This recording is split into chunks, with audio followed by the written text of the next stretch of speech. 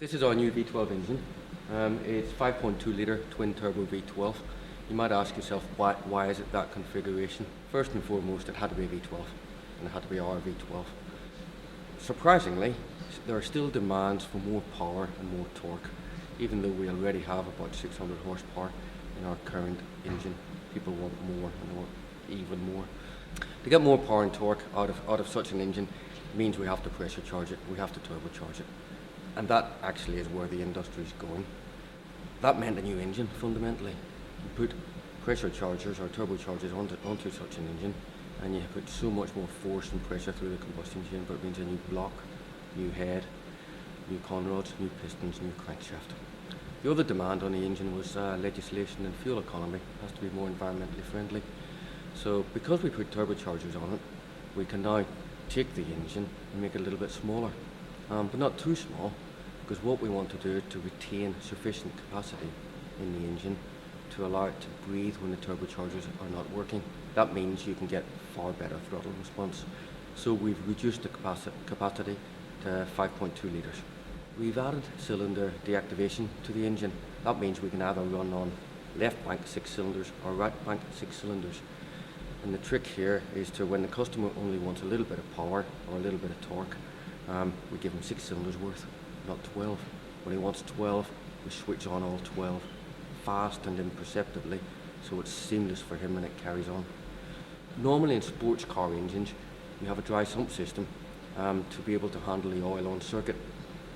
We don't believe in a dry sump system for this car because we want to get as much efficiency as possible and keep the oil in the car. A dry sump system means you have extra oil pumps, you lose efficiency.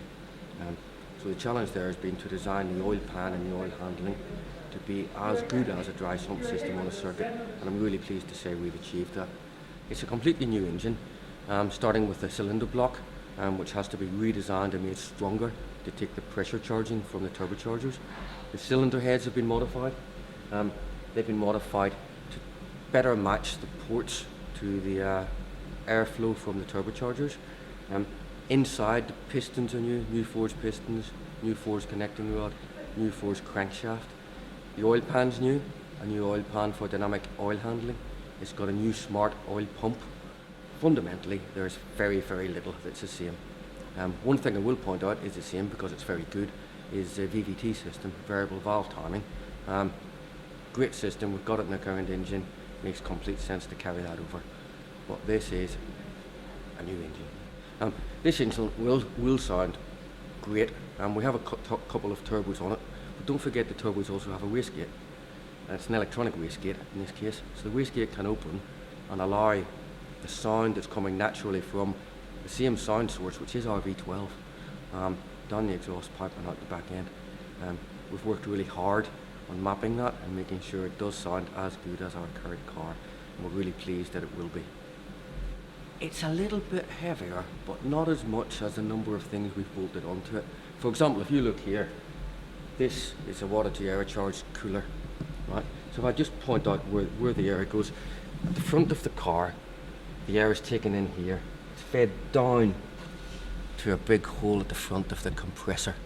It's fed out of that compressor up a pipe into this water to air charged cooler. It comes out of there via throttle into the inlet manifold and into the engine. All that is new, and despite adding that on this side and the same on the other side, we're about 5 kilograms within the mass of the outgoing engine. Let me talk a little bit about the turbochargers. The turbochargers are twin scroll, state-of-the-art turbochargers. They have not the normal pneumatic operated wastegates, they have electronically operated wastegates. That enables us to put the wastegate precisely where we want to put it. That gives us so much more control of the torque and the torque delivery.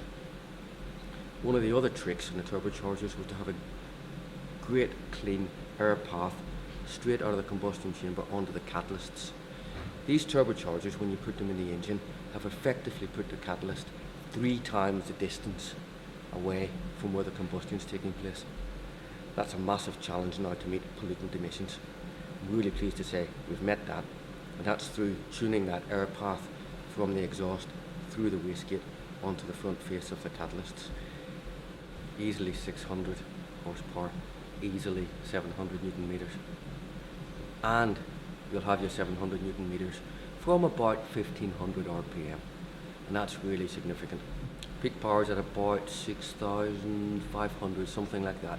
So it's not your normal run-of-the-mill high capacity pressure charged engine, which typically has a peak power and much lower RPM, more like a diesel. This is a sports car. It revs to 7,000 RPM. It has peak power at about 6,500 RPM. Real, true sports car performance.